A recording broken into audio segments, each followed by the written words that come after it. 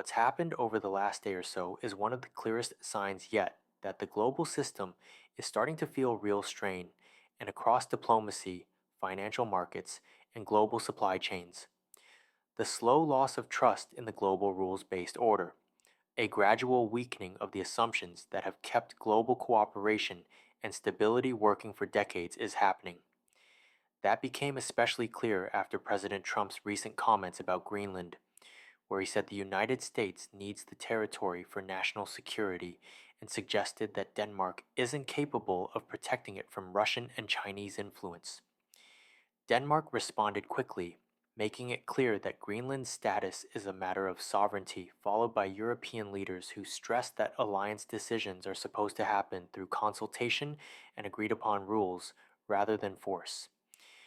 Behind the scenes, some NATO partners are also uneasy, not just about Greenland, but about what this kind of rhetoric means at a time when alliance unity is already under pressure.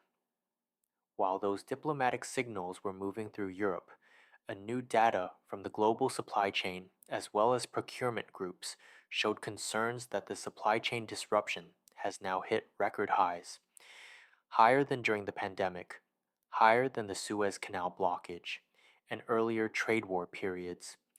When the people who actually move goods around the world are this worried, it's usually because the rules they rely on are starting to feel less dependable, and you could see the shift almost right away in the markets.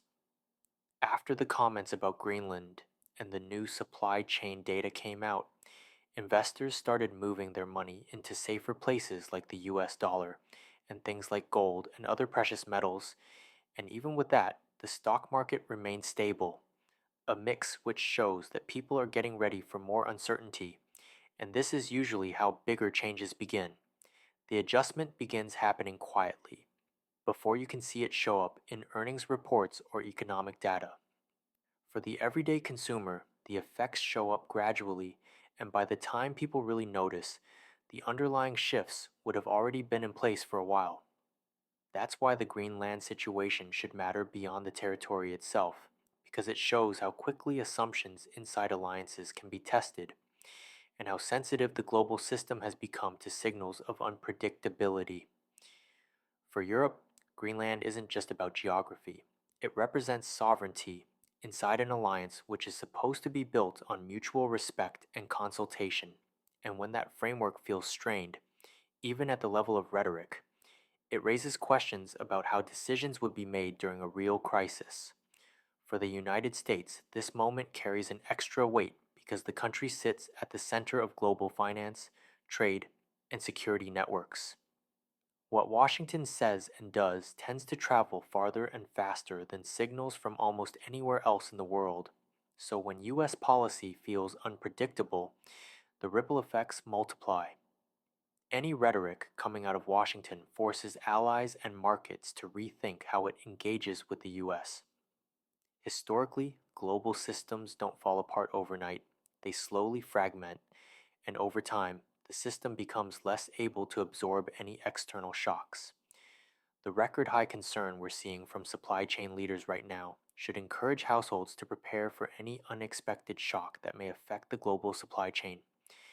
It reflects a growing belief among people closest to global logistics that the environment they're operating in is fundamentally more volatile than it was just a few years ago, and that volatility is coming from several directions at once because competition between major powers is intensifying, while domestic politics shapes foreign policy in ways that make long term commitments harder to trust. And a comment about Greenland isn't just about land, it's about how decisions get made. For households, the impact may still feel indirect, but history shows that when predictability breaks down at the global level, the cost eventually shows up closer to home through higher prices, fewer choices, and systems that are less resilient when things go wrong. The open question now is whether that kind of system ultimately holds, and how it gets answered will shape whether the next big shock is absorbed smoothly or hits a system that no longer fully trusts itself.